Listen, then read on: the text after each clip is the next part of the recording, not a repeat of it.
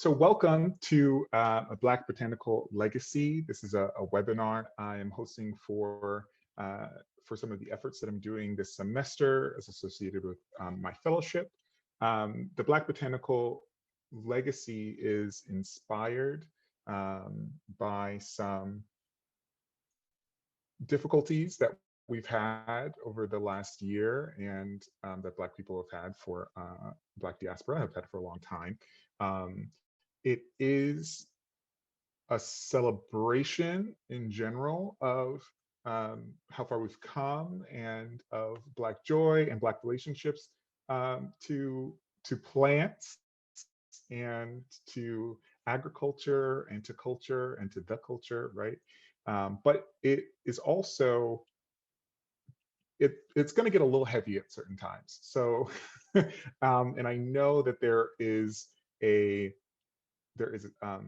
space and time to talk about the hard times, and then sometimes we aren't always in that energy. I think if the George Floyd murder trial had went differently this week, this would look a lot different. But I think these are still stories that need to be told, and so I'm going to try and tell them for you today. But that was my trigger warning, just in case anyone wanted to maybe take it slow, and all of you feel free to act at your own discretion.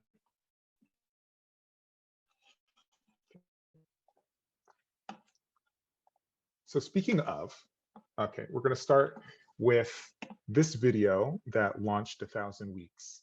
Sir, I'm asking you to stop. Please don't come close to me. Sir, I'm asking you to stop recording me. Please don't come close to me. Please take your phone off. Please don't come close to me. I'm taking pictures and calling the cops. Please call the cops. Please call the cops. I'm going to tell them there's an African-American man threatening my life. Please tell them whatever you like. Excuse me?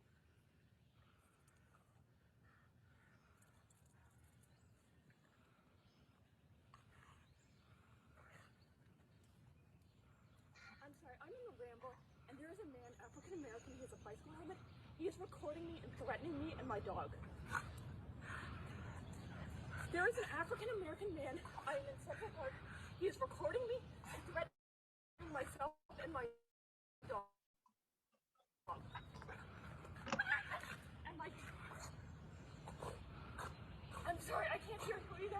I'm being threatened by a man in the ramble. Please send the cops immediately. I'm in Central Park in the ramble. I don't know. Thank you. So if you're like me, that maybe still got you a little heated under the collar, that incident. The person behind that camera was Christian Cooper.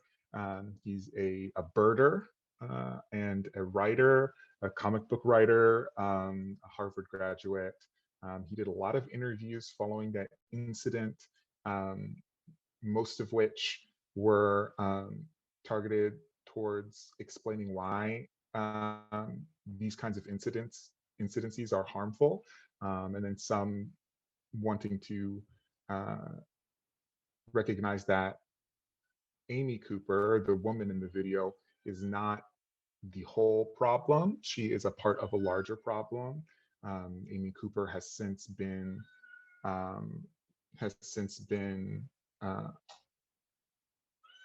freed from, I'm sorry, you're hearing my cat right now, has since been dropped of all charges in her legal charges for falsifying a police report. But this kind of thing happens all the time, whether Black people are going to the store, sitting in a Starbucks, selling water, mowing their lawn, napping in a dorm room, playing golf, returning home from a late night of work. And these are just the cases that over the last few years have been able to be recorded. I'll tell you what, it's not the first time this happens to a Black person that they take out their camera to record, right? You don't do that the first time, you don't do that the third time you bump into a situation like this. But it is something that Black people in this country experience and have to deal with specifically the threat of police violence and people trying to weaponize um, that while we're just trying to live our lives. Um, I've lived a life. When I was in high school, I was a naturalist, much like Christopher or Christian Cooper is, and that's me working. You can tell I'm younger because I have much shorter hair. Um, I'm working in the herbarium at my high school, and that's really where I found the love for plants, similar to how Christian found a love for birds. But I too was not free from the parts of society um, that would look at my skin tone and see a threat potentially. Um, when I went go to do field work, or when I would um, be in a space, maybe a primarily white space, occasionally those things would happen. And even to today, as a PhD researcher, as someone who's driving to Missouri Botanical Garden, that's a photo of a statue of George Washington Carver at Missouri Botanical, if you haven't been. But going there and getting stopped unjustly by police on the highway, or so we're unable to separate our interests, our relationship to plants from who we are, for plants, animals, nature. Today's Earth Day, our relationship with the planet is vital for spiritual health, for sustenance. But when we have to live in a structure that doesn't support our humanity, even the basic things can get hard. Okay, so this is kind of what launched a cultural event last summer, started by Karina Newsom and the folks over at Black Birders Week. They said, you know what? No, we're going to celebrate our experiences in these spaces. We're going to show the world that we exist here and that we plan to stay here long term and be a part of the movement. And so this happened on Twitter, it was on Instagram, it was on every place that accepts a hashtag. Black birders making themselves visible and seen and standing in solidarity with Christian Cooper. And there were 1,000 other hashtag Black X weeks.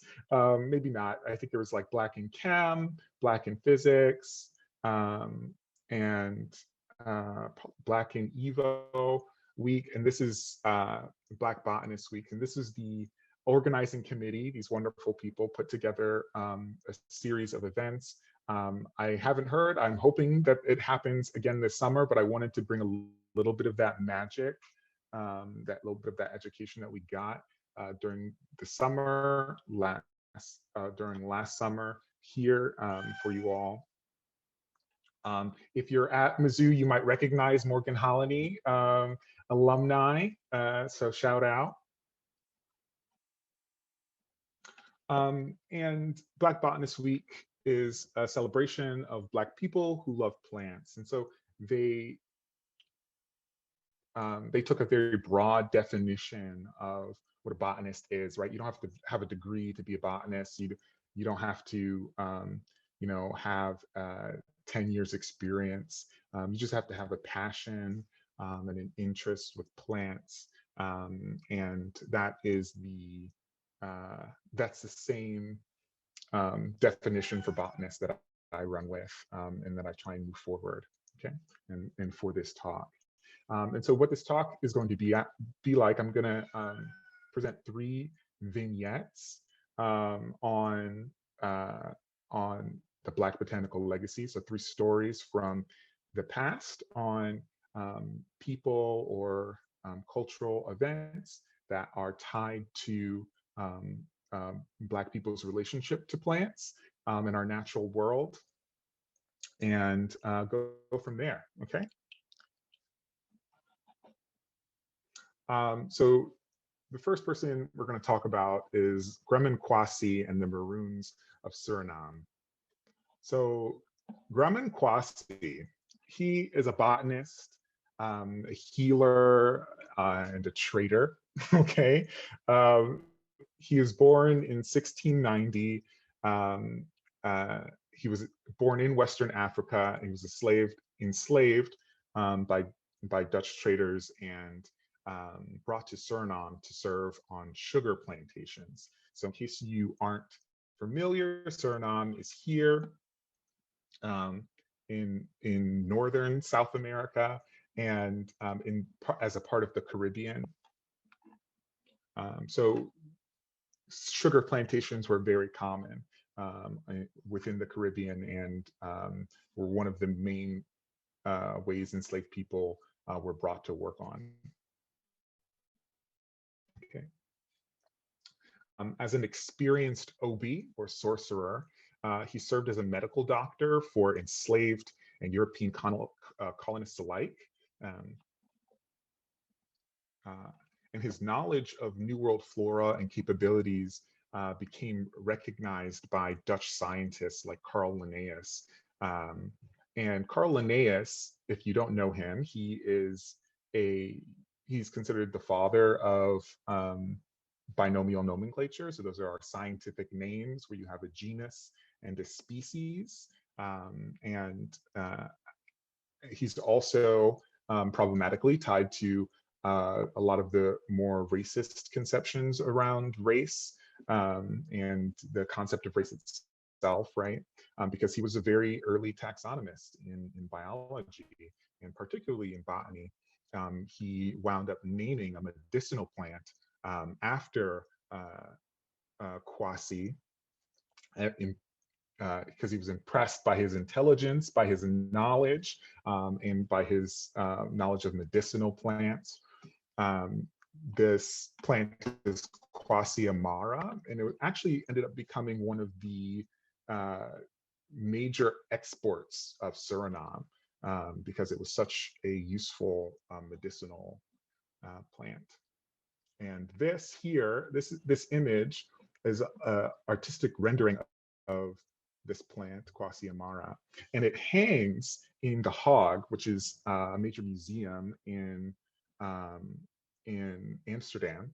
One of many different plaques like this, and sits in a very prominent place, representing a lot of the medicinal and poisonous plants of the time that basically biologists and plant systematists were going out into the world utilizing the process of colonialism to expand their knowledge of these different plant species.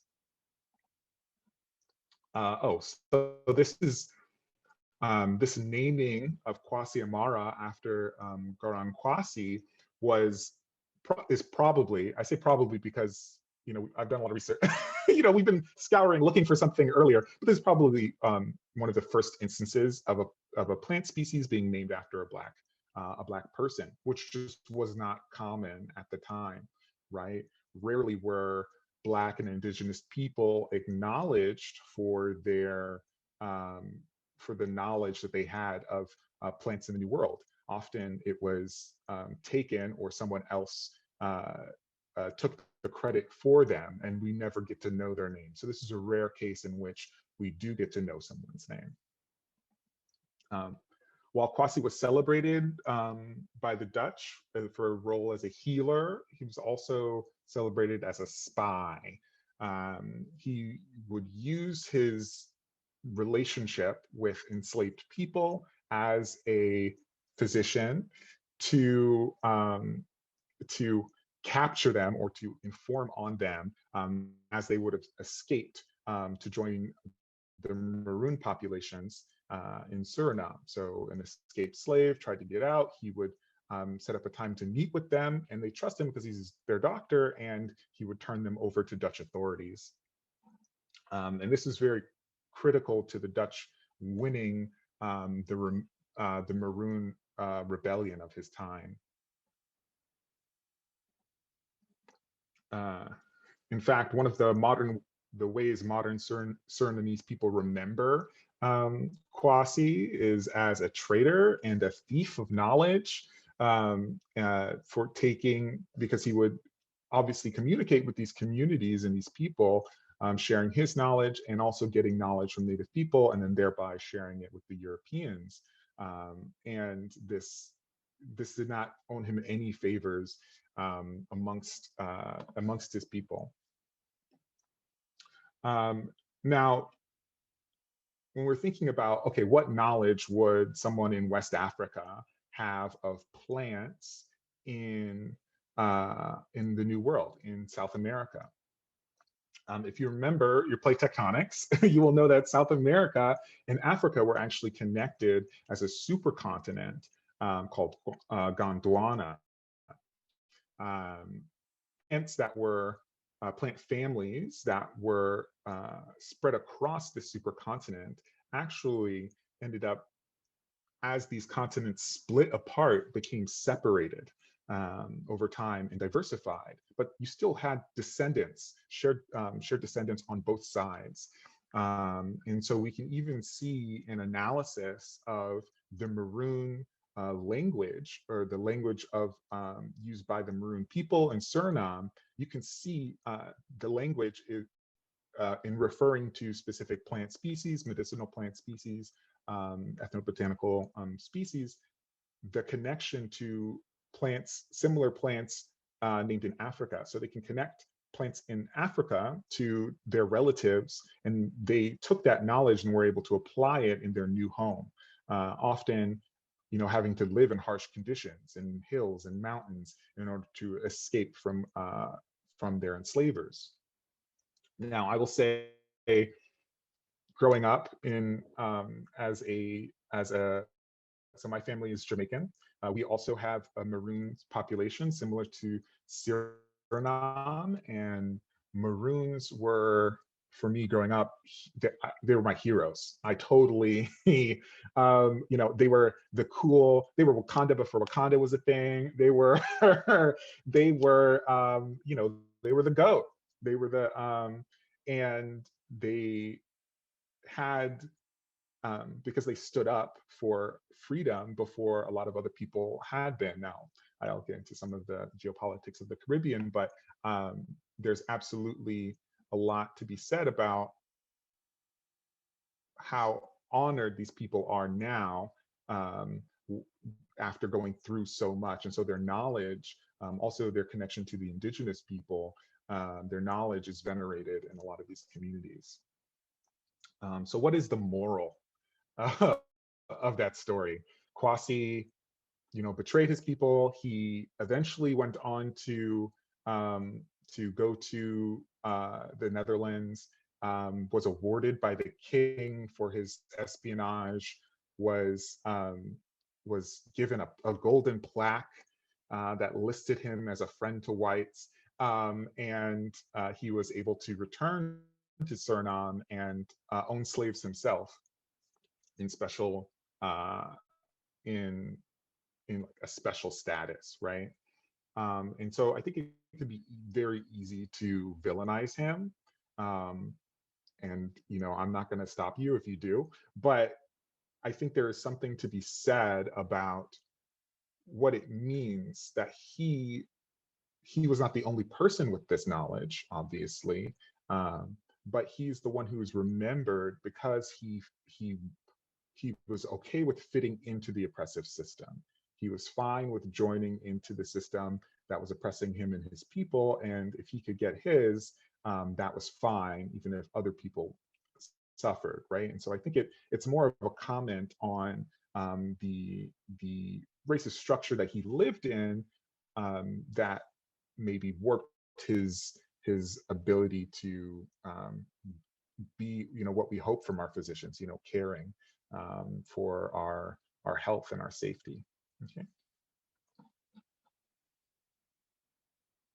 Right, and it also brings up the idea of how many Black and Indigenous people have we not heard from, or we don't know the name of, who were extremely knowledgeable or extremely proficient at their craft, over time.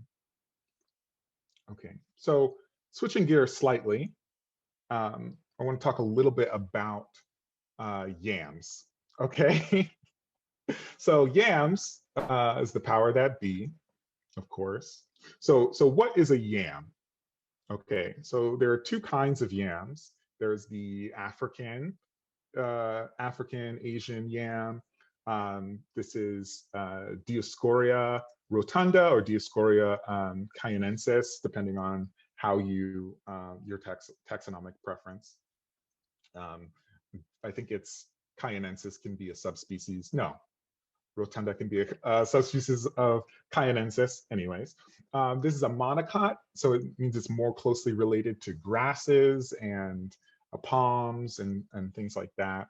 It is a staple crop in many parts of the world, and particularly in Western Africa. It's dry, starchy flesh, a dark bark, like skin, and the things you use it for are like fried, boiled, porridge, pounded. You can put it in the soup. You can coat it. You can fry it. You're right.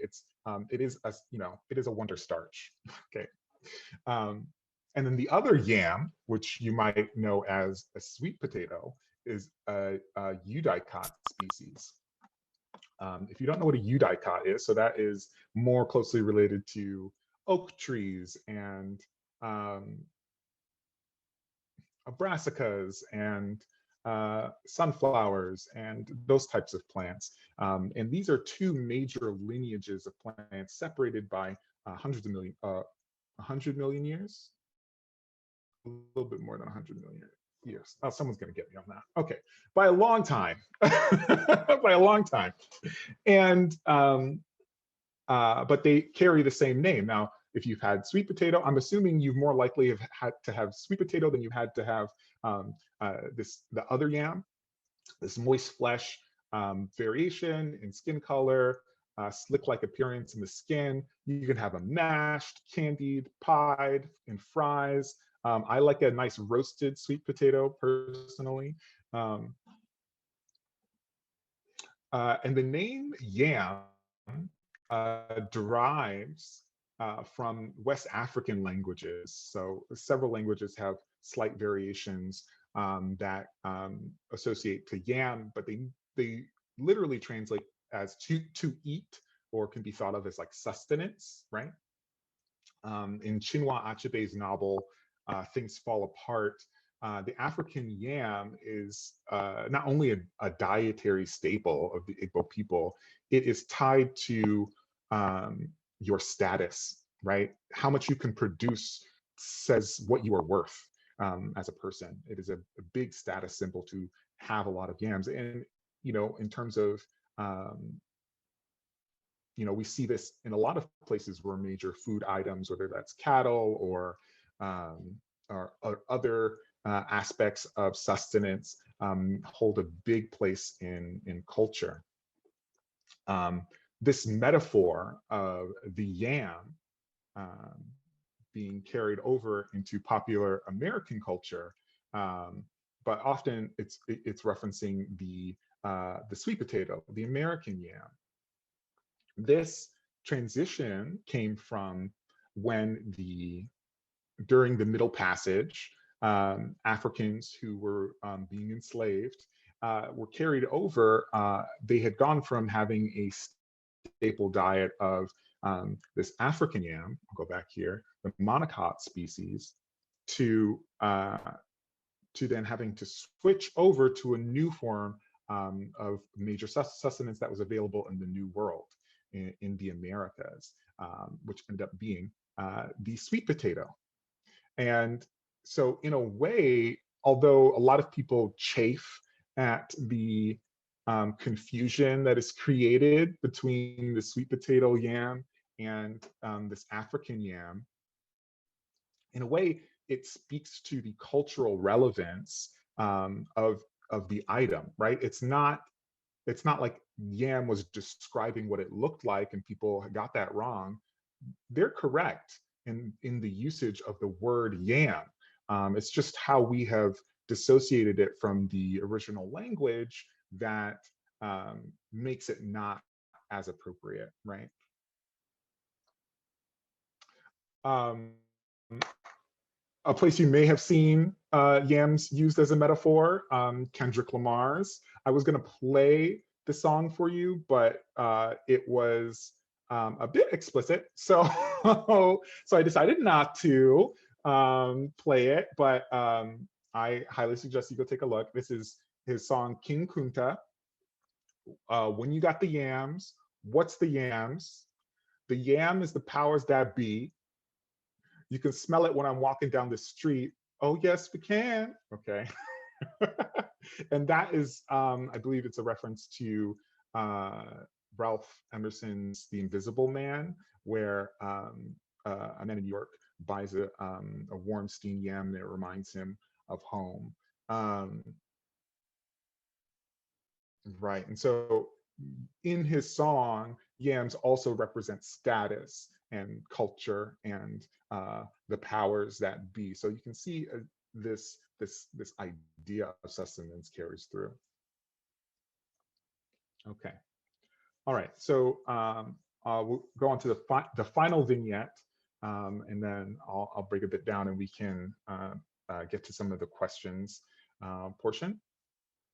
So York and the Lewis and Clark expedition. So this is, I'm a speaker who really likes to interact and stuff. So normally I would be asking you all a lot of questions, but I'm just going to assume you know about Lewis and Clark. This is hosted by Mizzou Biology, and so the you can't go far in Missouri without accidentally bumping into a sign for the Lewis and Clark Trail, right? They started in St. Louis at a call from the president to find valuable commercial routes and to explore the West, right? And this was as a part of that Manifest Destiny expansion to the West Coast. This is a hard subject to talk about accurately because the story has lived in American imagination for a long time. We actually have, and one of the great things about the Lewis and Clark expedition was that they recorded a lot of detailed information, but then there's a lot of fan fiction that's out there of people who are interested in what the expedition looked like and enamored by the spirit of exploration. But because of that, some things can be misconstrued in popular culture. Yes, so we have a lot of journal entries for what has occurred along the road, and so so this expedition led by Lewis and Clark, one of the major takeaways from the expedition, along with trade routes and interacting with Native American tribes and again, Manifest Destiny, they contributed a lot to understanding of natural history in Northern America, specifically for what was known to science. Obviously, people were here, the Native Americans were here, they knew what was here, but they were discovering it for European America that hadn't yet discovered a lot of these plant species and making, when in the case of plants, herbarium collections in order to support their species identification. Right, and so you can see it actually started in, I believe, St. Louis, and then went westward through the Americas. So York, so who was York? Maybe you don't even know who York, maybe you know Sacagawea, Lewis and Clark, but you don't know York. York was the enslaved man who was along on the trip, the only Black man on the trip. He was born a slave as a part of Clark's family and was his companion growing up. On the expedition west, York experienced many freedoms that weren't actually legal for slaves at the time, things like owning a gun. He was not if he was in his if he was at his home, he would not have been allowed to do that. But he actually, during the expedition, had played a major role in the hunting and gathering of animals and plants for food and for the purpose of taxonomic identification as well in, for the expedition. There's actually a excerpt from I believe it's Clark's journal that he fords a river to a sandbar in order to gather some cress for their dinner, some greens basically for their dinner, and comes back and completely catches a cold, right? And this is not like this is I caught this is Oregon Trail dysentery kind of situation, right? You don't want to get yourself sick, but he was a very hard worker for the expedition, and he also participated a lot in negotiations with Native people. The novelty of seeing a Black person, although he wasn't the first Black person to travel west, many Native tribes hadn't seen as many Black people as they had white people. And so that novelty offered him a window into some of interacting with some of the Native tribes who were more wary of the white colonists. At the end of the trip, while the white members of the expedition were awarded and recognized for their contributions to the American mission and to science through financial and also just having their names on these herbarium sheets, York was not, and neither was Sacagawea. So there was often assumed, it's often assumed that York was freed as a part of his reward, but in 1988, it was uncovered in letters between Clark and his brother that he hadn't actually been freed until 10 years after the expedition had ended. And it was actually a really hard time for York. York wanted to go see his wife, who lived in Louisiana at the time. And Clark was not super into that idea. And York ended up going into a depression and not being super active, and was quote unquote like mopey, right? And he was disciplined for that severely, to the point where eventually he was allowed to go, but was forced to work a very tough job, not as a freed man.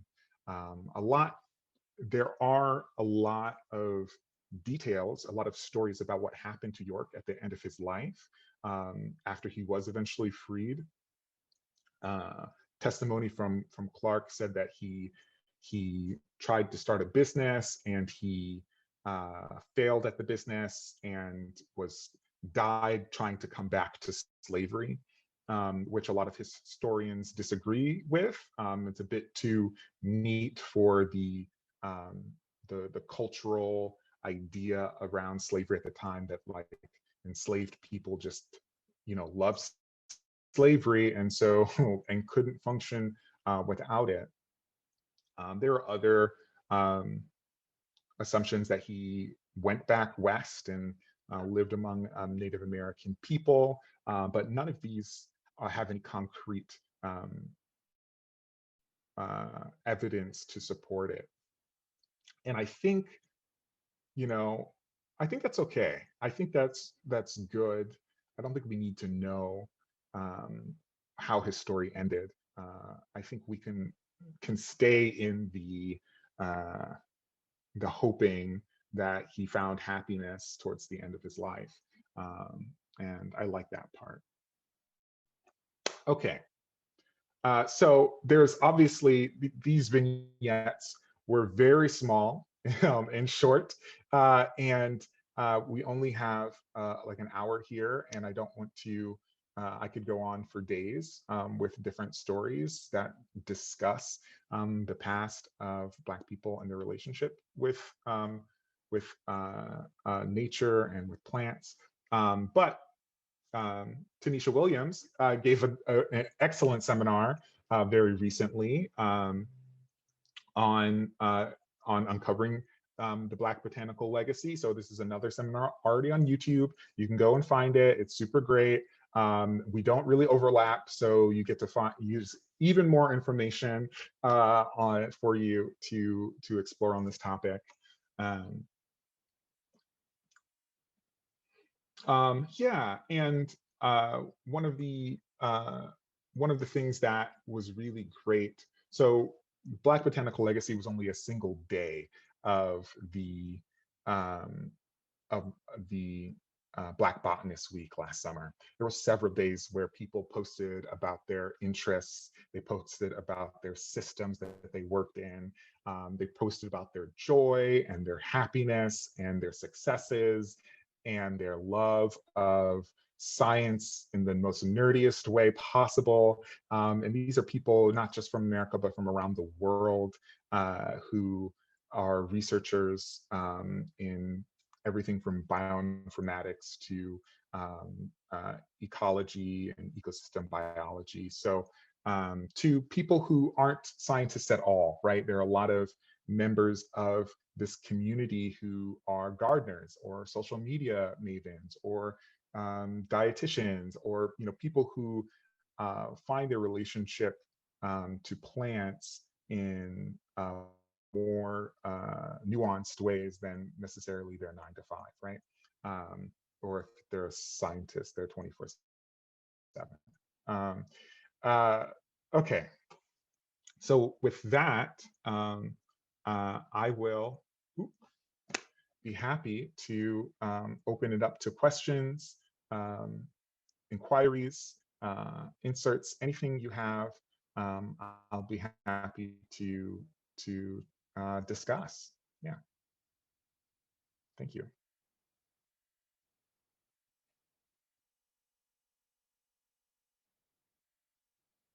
When I'm always listening to these seminars, my thought is like, oh, I clap, even though, so I'm just imagining you all clapping for me, and I really appreciate it.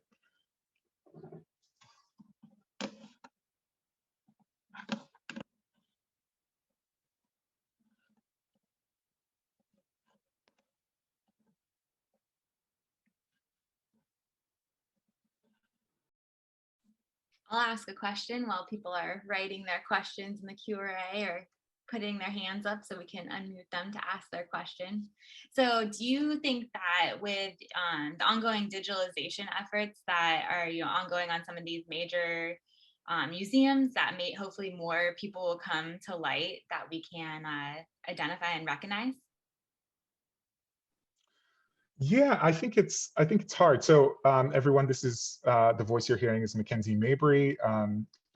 She and Shelley Gaynor. We're actually working on a wonderful project that focuses on building, and led by Mackenzie, on how on developing a resource for the plant taxonomy classroom that talks about some of these subjects in terms of the effects of racism and colonialism on the scientific enterprise and ways in which we can potentially decolonize that process.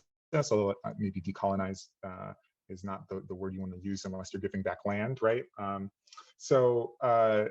Yeah, so to your question, do we think we'll find more people by digitizing some of these collections? I mean, probably. Will it be a significant amount? I don't think so. Partially because I think of the time, who we associated with who should get credit on things has really changed, and is not as consistent as maybe the same standards aren't there today as yesterday, and for some things there aren't really even standards for, like, in terms of like who do you put down as a collector on things. Although, in a lot of cases, people should be, because you're leaning on the expertise of other people to either be your guide, or to help you carry your equipment, or to help you point out that plant that you didn't see, right? And there's a lot of quiet labor that doesn't get recognized in a lot of these cases. So I don't think digitizing is actually going to, but maybe maybe you also have a lot of experience in herbaria. I'd love to hear what you have to say about it too.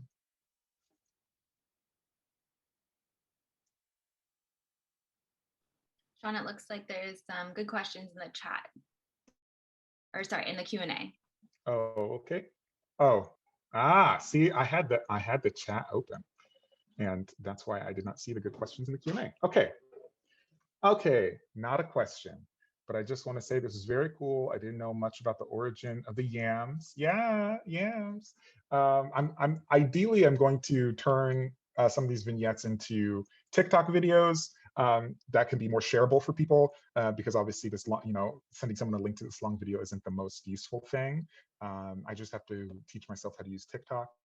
But hopefully, I think it's one of those things that's out there that is a big part of American culture, but not a whole lot of people know about. And actually, I will say the Californian, not to shade California, the Californian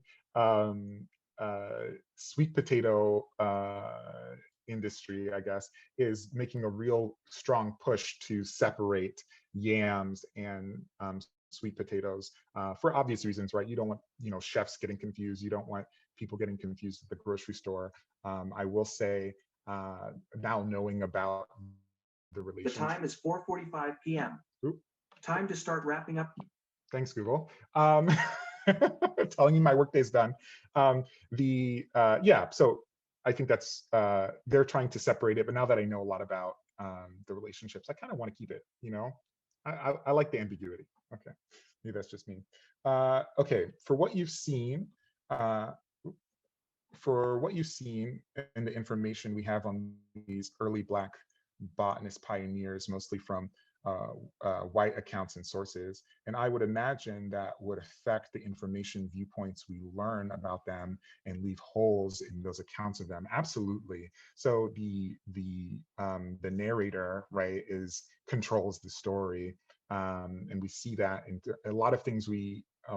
Like particularly in the case of York, a lot of things have been interpreted about him that just did not hold up in when you looked at the literal journal entries, but have been like interpreted through the public lexicon, like adding one of the things that has been done a lot in popular culture is like adding a very African American vernacular to the way he speaks, or give him a very minstrelly kind of characterization when he most likely did not have that and probably spoke in the same way that Clark did, because they grew up together and were very close. And so things like that, it's definitely, you have to be careful.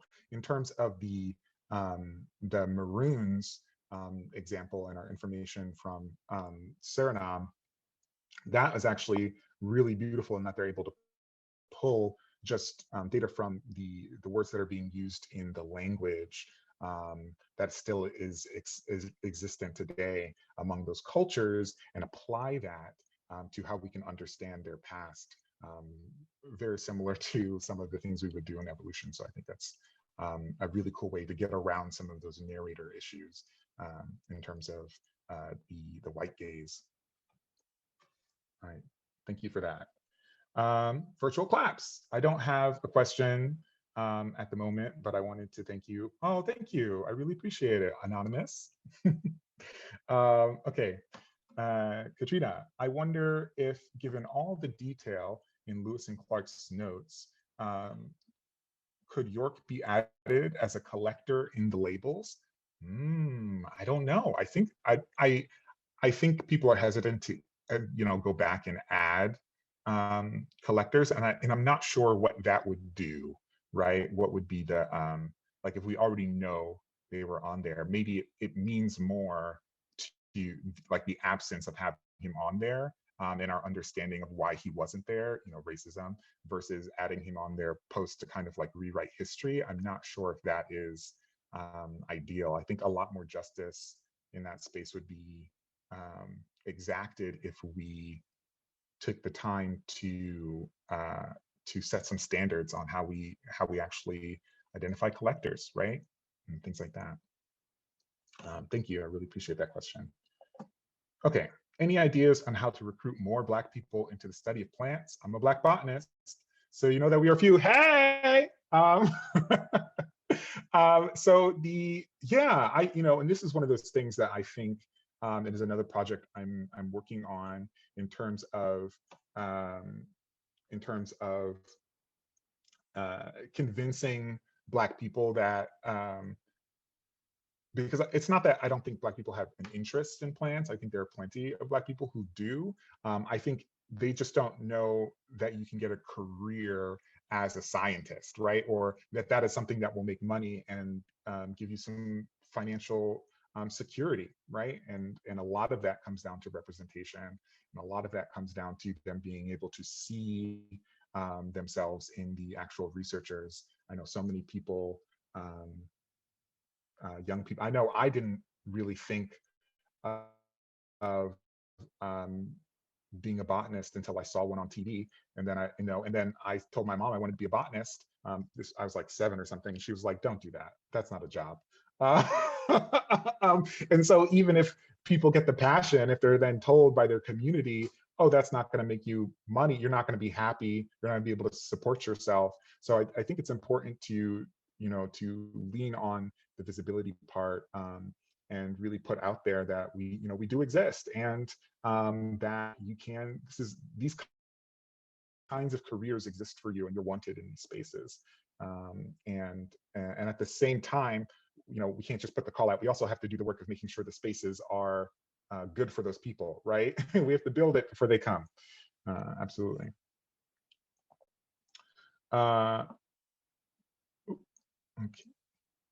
Okay. In the beginning, you mentioned the medicinal plant. Is there specific illnesses that it treated? Yeah, so I think a lot of these, that's the Kwasi Amara. I know it was used to treat fever, right? And a lot of things. I don't know the current research on it to know if they've tested some of the medicinal uses to see which, because back then a lot of things, if they were useful for one thing, they said, okay, we'll just apply it to everything, and then hopefully, like it was also taken as like a preventative for certain things as well. So I think I don't know the specifics of what actually it's used for, but I know it was something that was was used for a number of different ills. Okay, what needs to be done to reset and develop an educational model that tells these untold stories? And how do you get more communities interested and open to these stories and adjacent complementary histories from marginalized communities? Yeah, I think it's important to be able to make the connections, right? I think a lot. It's hard because a lot of our education system is set up to venerate the people whose names are on the thing, right? Linnaeus is someone who every kid going through school, they're gonna hear his name, but they don't even necessarily get his whole picture, right? They don't know the implications of him in terms of like biological race theory, and so we're giving them a very small window of the truth, partly because that's easiest to teach, right? So I think part of it is in coming up with those stories that are useful maybe for multiple concepts, and then fitting in those diverse stories, and particularly if you have students of diverse populations, right? They should be seeing themselves in the lessons. So at the same time that you talk about Linnaeus, maybe you can talk about some of more modern botanists, or you can bring in modern taxonomists to do a video call for your classroom and expose them to the diversity that exists. Because again, a lot of the people who may have contributed a lot to the older history of these scientific fields, they probably just didn't get the credit for it, and so their names are lost, and so it's hard to point people to people who don't exist. So I think finding those representatives, finding those stories that do stick, and emphasizing them when we can is the best way to go about doing that. But obviously, I think it's a complex problem that hopefully we can all learn to fix together. Okay. I was really impressed with all the information brought together. I'm wondering how challenging it was to find this information. And can you say, Sean on TikTok, yes? Hey, Sean on TikTok, yes. Yeah, so I mean, I was really lucky to be a part of this project with Mackenzie and Shelley and some other co-authors. We've been doing the readings on this project for developing uh, a, a taxonomic teaching tool, a tool for the plant taxonomy classroom that does so that when people say, "Oh, I don't know when to find this," we can say, "Nope, it's here. We did all the work for you. Here, and take it."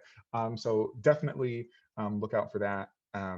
But so I've had, obviously wonderful guidance in doing shared readings, and it's also great to get to talk about these stories with people and go through and discuss some of the findings, and then be wowed that you didn't know this before, right? I definitely, I have a degree in botany, and there were a lot of things that I did not know before starting on that project.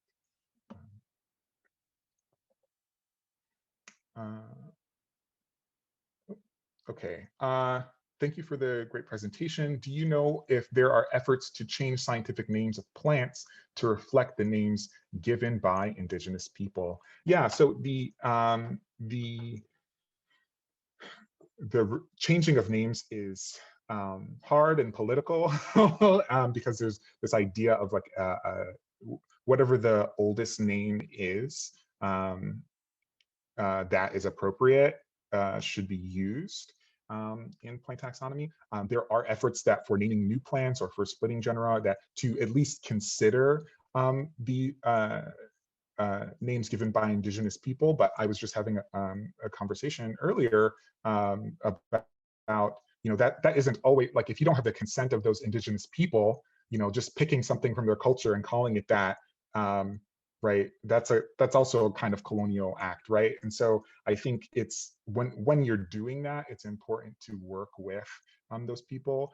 What I really like are the and I'm forgetting the name of it, but the ways in which we can preserve all the cultural names that are associated to a species. Is it cultural labels, Mackenzie? Biocultural labels, maybe? And in that, have it, preserve the indigenous name and then have a descriptive scientific name. And I think that can do more to benefit it. I think maybe or researchers having actual conversations with indigenous people before they go about naming things based off of what they know about them. So I think there's space for all of it. Renaming is hard, though. I know I work in the tribe Brasisi. Renaming brassicas is not a feat I think I might accomplish in my lifetime. Thank you for that. Okay, and then Zach Millar. Okay, Zach Millar. Third book idea, Black Botany, Past, Present, Future. Yeah, I mean, I think there are some amazing books. Beronda Montgomery just came out with a book on, what is the title? It is Stories from Plants. And I think that's what the title is. I'm literally on the internet.